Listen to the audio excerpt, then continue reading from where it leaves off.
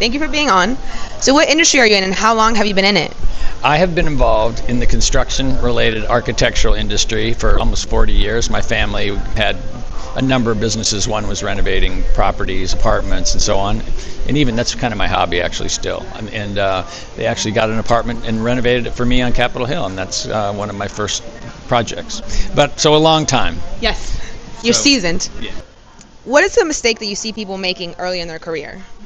Well, I think one is, in my view, not having a broad educational experience, interning in different areas. If you have a family that has banking, lawyers and all, go work with them. I had everybody, doctors, lawyers, everything. And then I ended up working in a couple of our family businesses. And I felt that I'd rather go to college than work. So I went to college and kept going to college and got involved in politics. And that was, I'm in 8th grade, I was reading the New York Times. And I knew all the politicians. I met the presidents when I was 10. I knew where I was going to Washington. I'm an odd example. I knew from day one where I was going. My parents were really connected, and they made sure that every time I had a free moment, I could be with somebody, a mayor, governor, senator, whatever. And I live on Capitol Hill within a few blocks of where I was 40 years ago because that's where I wanted to be, and I'm happy there. And it's a great place to live, as you would know. I love that. So this is actually a user question. How are cost increases and shorter project timelines changing the level of quality and competition in the industry? And how would you combat that? Well, I think one of our biggest cost issues is what just occurred today, and that is trying to pull back on some of these random tariffs that hit our allies where we buy our products, like steel, aluminum, copper. Of course, lumber is a secondary issue for us, but it's still a big issue. And those cost pressures really hurt because it's causing a lot of companies to say, I'm not going to build that right now. Let me see where we're going in the future. Also, I mean, this is another issue, which I'm not really excited about, but the kind of the immigration crackdown issue means our workforce is all trained, background checked, super skilled, and a lot of other in the industry where maybe we had competition from before, they can't get workers. I mean, I'm in the DC area and our family has some properties there, and no one will come into the district to work. So you could say, well, I'm going to pay double for a painter because no other painter will come across into the city. And many are fine. They're just worried. I mean, let's face it, you could look like you were a new arrival, but you were born here, and yet you are being hauled off. So that's a serious issue in the industry. But also the cost pressures, I would say that the cost pressured jobs like the data centers and some of these chip centers and all of these really high priority jobs for pretty high paying clients, they'll pay because they want it done yesterday and they want it done right. So in many cases we're getting backlogged, and I believe backlogs because you're the only person who can do it. We'll wait. I mean, Taiwan Semiconductor got pushed back 6 months because the Intel project next door in Chandler wasn't finished yet, and those were all the tradespeople who were going to build their plant. So they had to wait. So we have this limited amount of skilled labor, highly skilled labor that can pass any, scrutiny, and those are kind of our folks. And so right now, it's kind of incredible that almost every hot marketplace is looking for us.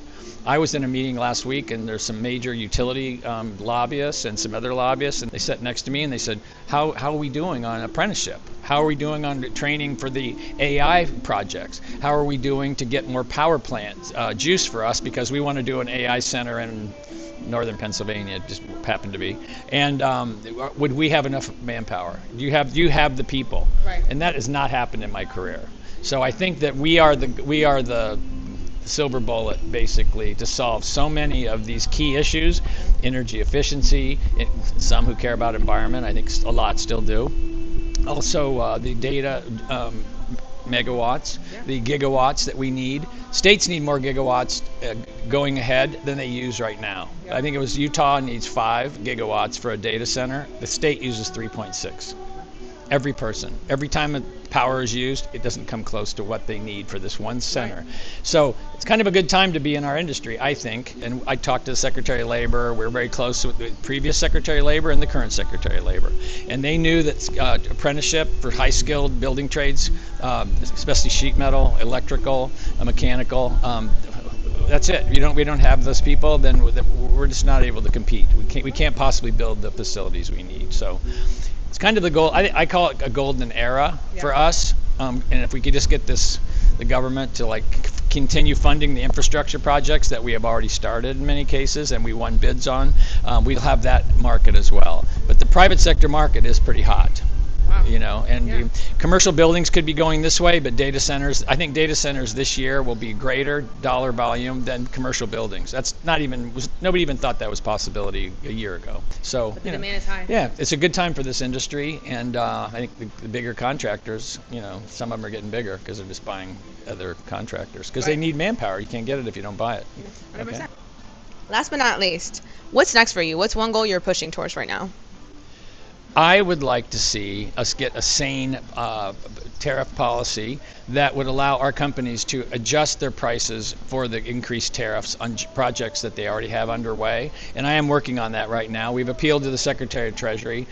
They are allowed since World War II to adjust prices for metals, labor supply. And during COVID, we had these labor spikes where it cost a lot more because you couldn't have 25 people in a room to work on a project. You could only have 5 because of the COVID. So then our labor costs were off the chart for that job. And the government allowed us to bump up the labor costs on projects that we were working on to reflect that reality. So right now, but historically, it's been a metals price adjustment. Okay. In World War II, Vietnam, when you're out of aluminum, aluminum going way up, they'd say, oh, I know you're building this building and aluminum is X per ton. Well, it's doubled, add that increased amount. And so we've appealed for that. We haven't gotten it yet. We're starting to work with members of Congress who are close to the Treasury and close to the White House and say, look, we're not asking for any new laws. We're not asking for new regulations. We're asking for you to announce that we can now request that price adjustment in our contracts for public work. Will that help us on private work? On private work, you're pretty much like, we're going to do this for you. Here's what it costs now, and here's what it's going to cost next month. You got to pay somebody that amount because that's what it costs.